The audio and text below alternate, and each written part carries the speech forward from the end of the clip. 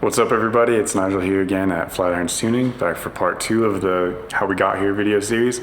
As you can see, the car is back up on the lift. We found a few issues with the transmission, gonna have to pull it and get it rebuilt.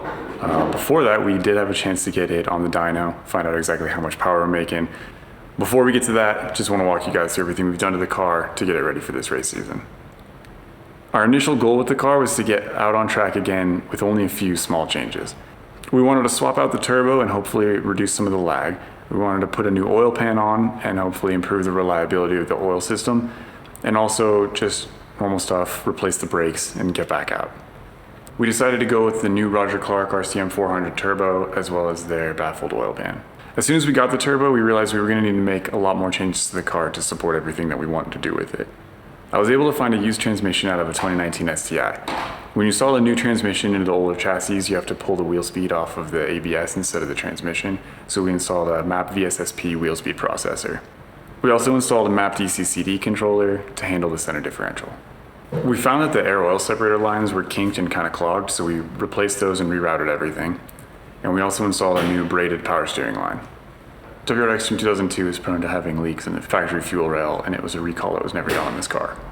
When we replaced the fuel rails, we decided to replace the entire fuel system. We upgraded to the Roger Clark parallel fuel line system, which included a fuel pressure regulator and new fuel rails. While all of that was out, we decided to downsize the fuel injectors from ID 1700s to ID 1300s. We realized that if we were going to have to take off the intake manifold to replace the fuel rails, that would be the perfect time to rotate the intake manifold around to reduce the length of the intercooler piping and hopefully reduce some lag. Unfortunately, because I have the Cosworth intake manifold, which I love most of the time, it's only designed for cars with a drive-by-wire throttle body. Because my car is still drive-by-cable, I have to use an adapter spacer on the intake manifold, which pushes everything back. When we rotated the intake manifold around, the throttle body assembly extended so far out that it ran into the hood. We decided it'd be easier to put the intake manifold back to its original rotation, rather than trying to switch the car over to a drive-by-wire throttle. Once all the work on the engine was done, we were finally able to just replace the brake pads and rotors.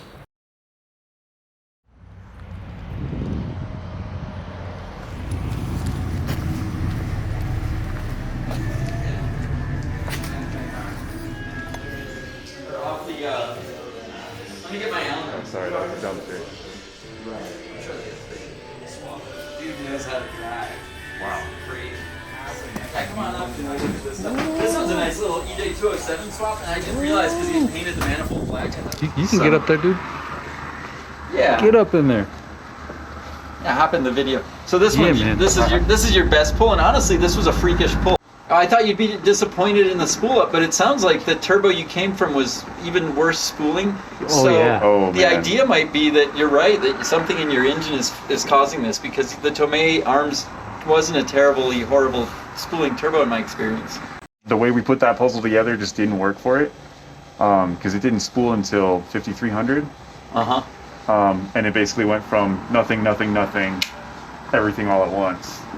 And it had a super flat curve once everything hit, which was nice, but you had to wait a really long time. So I'm like jumping on the throttle, full throttle, way before the apex, because I know it's got to build, and then at the exit when it hits, it's like driving an old air-cooled turbo Porsche. Yeah. So look at this. Look at this crazy boost curve. I made this myself. I usually wouldn't do this, but I wanted to get as much as I could in under the curve. So That's amazing. I ran a lot of boost back here, and then I tapered it down as it started to approach the power limit. Yeah, it's kind of a weird looking boost curve, but it should give you a nice hard spike, and then just hold that torque as long as we can and not go over that number. Then I did a honey badger map, so let me look at that one. This is the one that you want to see and possibly take a video. I wish I could give you guys a video. Maybe sometime I'll get you up here for a video with that turbo, and we'll try to make even more. But it is, honestly, it's, I'll say this, the 555-400, the most I've ever seen out of it is like 370, I want to say. And mine, I haven't put mine on the dyno, but I've seen other ones at like 360 and 350. But it's really quick spooling. Like, I had one that spooled at 3,200 RPMs. It was awesome. Jeez. And that's why I bought it for my car, and on my car it spools at like 3,600. That's his honey badger map, and this is, you can see this is everything. This is, all the turbo would make was 22.5 pounds. and that's because we're at high altitude, but it held 20 pounds to redline, and it made 400. I had been trying to break 400, and I couldn't a few pulls before that, and I just let the car cool down. And usually ethanol, it lowers power when I let them cool down. This one, it rose. I have no idea why. Yeah, look at that nice AFR curve. I don't know. Sometimes I'm an artist, and it's not like it matters. It is nice and rich, though.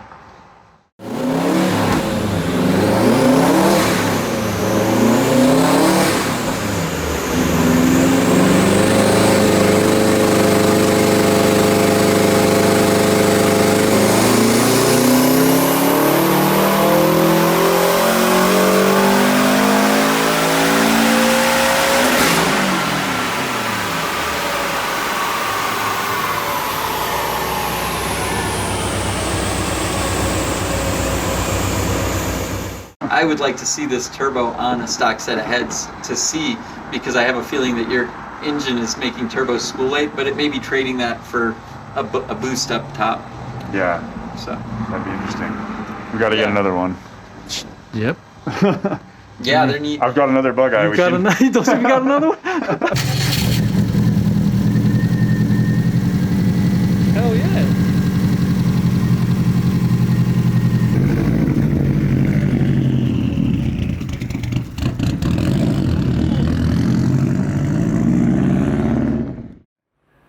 We're really excited about the new Roger Clark turbo. It exceeded our horsepower expectations, and it gave us 3 maps to play with in the various classes we'll be racing with this coming year.